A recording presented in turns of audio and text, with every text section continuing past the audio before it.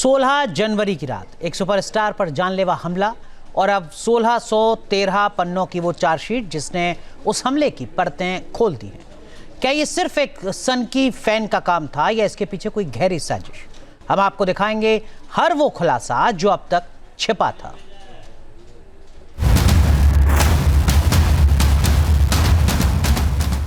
₹1613 पन्नों की चार्जशीट में दर्ज है शरीफुल का हर गुनाह। चार्जशीट के हर पन्ने पर दर्ज है हमलावर के खिलाफ हर सबूत। चार्जशीट में मिल गए अनसुलझे सवालों के जवाब। पुलिस की यह चार्जशीट सिर्फ कागजों का पुलिंदा भर नहीं है, बल्कि मजबूत सबूतों का खजाना है। इसमें गवाहों के बयान, फॉरेंसिक सबूत, सीसीटीवी फुटेज, डीएनए एनालिसिस और टेक्निकल सबूत शामिल हैं। पुलिस ने साइंटिफिक सबूतों पर भी जोर दिया है, मसलन डीएनए, फिंगरप्रिंट्स और फॉरेंसिक एनालिसिस। साथ ही 25 से ज्यादा सीसीटीवी फुटेज का भी इस्तेमाल करके आरोपी के मूवमेंट को ट्रैक किया गया है। अब हम आपको एक एक कर बताते हैं आखिर मुंबई पुलिस किस तरह सैफ के गुनहगार तक पहुंचने में कामयाब हुई और उसके खिलाफ सबूतों का पुलिंदा इकट्ठा किया। सबसे पहले बात फॉरेंसिक सबूत की। 16 जनवरी की रात हमलावर ने जब सैफ पर हमला किया तो चाकू 3 हिस्सों में टूट गया था। मुंबई पुलिस ने सबसे पहले चाकू के तीनों टुकड़ों का फॉरेंसिक एनालिसिस किया। चाकू के ये तीनों टुकड़े अलग अलग जगहों से बरामद किए गए थे। पहला टुकड़ा सैफ की पीठ में धंसा था, दूसरा टुकड़ा जेह के कमरे से मिला, तीसरा टुकड़ा शरीफुल के पास से मिला। फॉरेंसिक लैब में चाकू के तीनों टुकड़ों की धातु बनावट और कटिंग एज का एनालिसिस किया गया। लैब रिपोर्ट से साफ हो गया कि तीनों टुकड़े एक ही चाकू के हैं जिससे हमला किया गया था। चाकू के टुकड़े के किनारों का माइक्रोस्कोपिक एनालिसिस हुआ, यानी इससे चाकू के फ्रैक्चर पैटर्न का पता लग गया, जिससे साबित हुआ कि ये एक ही हथियार से टूटे हैं, जिससे यह साबित हो गया कि हमले में उसी चाकू का इस्तेमाल हुआ था।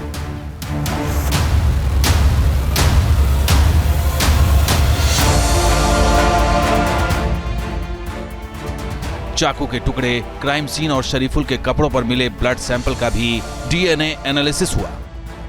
सैफ की रीढ़ के पास फंसे चाकू के टुकड़े पर मिला खून और क्राइम सीन पर बिखरे खून के नमूने सैफ के डीएनए प्रोफाइल से 99.99% मेल खा गए।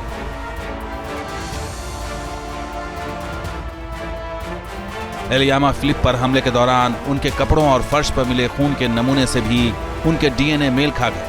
शरीफुल के कपड़े और सैफ के कपड़े से मिले ब्लड सैंपल भी मैच कर गए, जिससे यह साबित हुआ कि शरीफुल ने ही हमला किया था। सैफ के घर में दाखिल होते वक्त और जेह के कमरे में पहुंचने के बाद शरीफुल ने कई फिंगरप्रिंट छोड़े थे। इनमें सीढ़ियों पर फिंगरप्रिंट्स, एसी डक्ट पर फिंगरप्रिंट्स, बाथरूम के हैंडल पर फिंगरप्रिंट्स, जेह के कमरे के दरवाजे पर फिंगरप्रिंट्स मौजूद थे। मुंबई पुलिस ने इसके लिए ऑटोमेटेड फिंगरप्रिंट्स आइडेंटिफिकेशन सिस्टम का सहारा लिया। इस फिंगरप्रिंट को शरीफुल की 10 उंगलियों के नमूनों से मैच कराया गया। हालांकि शुरुआत में इस पर सवाल उठे थे, लेकिन चार्जशीट में साफ है कि ये फिंगरप्रिंट्स शरीफुल के ही हैं। सैफ के घर से शरीफुल के फिंगरप्रिंट पुलिस को मिले भी थे और पुलिस ने उसको इकट्ठा भी किया था। ये फिंगरप्रिंट जे के कमरे, बाथरूम के हैंडल और सीढ़ियों पर जिस तरीके से जो निशान मिले थे उनसे मेल भी खाते हैं और शरीफुल इस्लाम के बाएं हाथ से ये सारे के सारे फिंगरप्रिंट मेल भी खा गए थे। लेकिन कुछ शुरुआती रिपोर्ट में ये पता चला था कि ये फिंगरप्रिंट के जो नमूने हैं वो फेल हो गए हैं, वो उससे मेल नहीं खा रहे शरीफुल इस्लाम से। लेकिन चार्जशीट जब दायर की पुलिस ने तो उसमें साफ तौर पर कह दिया गया कि क्राइम सीन में जो नमूने मिले थे वो बिल्कुल आरोपी से मेल खाते हुए नजर आए। मुंबई पुलिस की चार्जशीट में 25 से ज्यादा सीसीटीवी क्लिप्स को शामिल किया गया है, जो शरीफुल के मूवमेंट को सैफ की बिल्डिंग तक ट्रैक करती है। फुटेज में शरीफुल को बिल्डिंग के डक्ट एरिया और सीढ़ियों से 12वीं मंजिल तक जाते देखा गया। फिर बाथरूम की खिड़की से वो सैफ के फ्लैट में घुसा। फेशियल रिकॉग्निशन एनालिसिस से भी सीसीटीवी में दिख रहे शख्स की पहचान शरीफुल के तौर पर हुई। चार्जशीट में 48 से ज़्यादा गवाहों के बयान दर्ज किए गए हैं।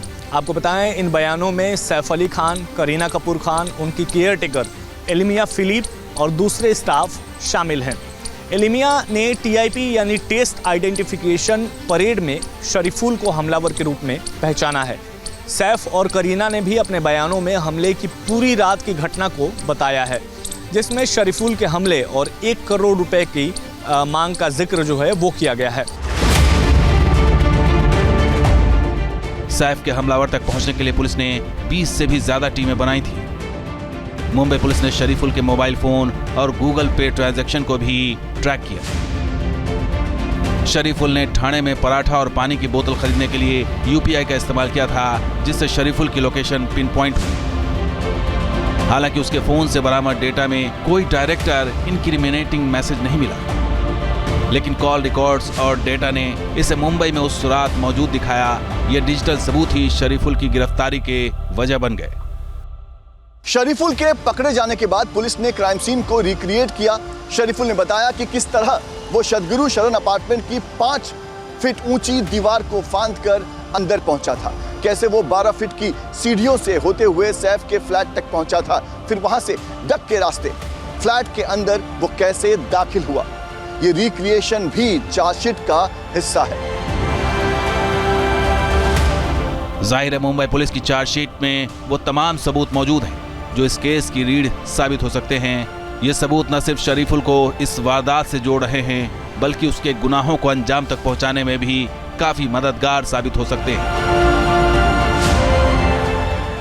मुंबई से पंकज मिश्रा के साथ टीम न्यूज नेशन।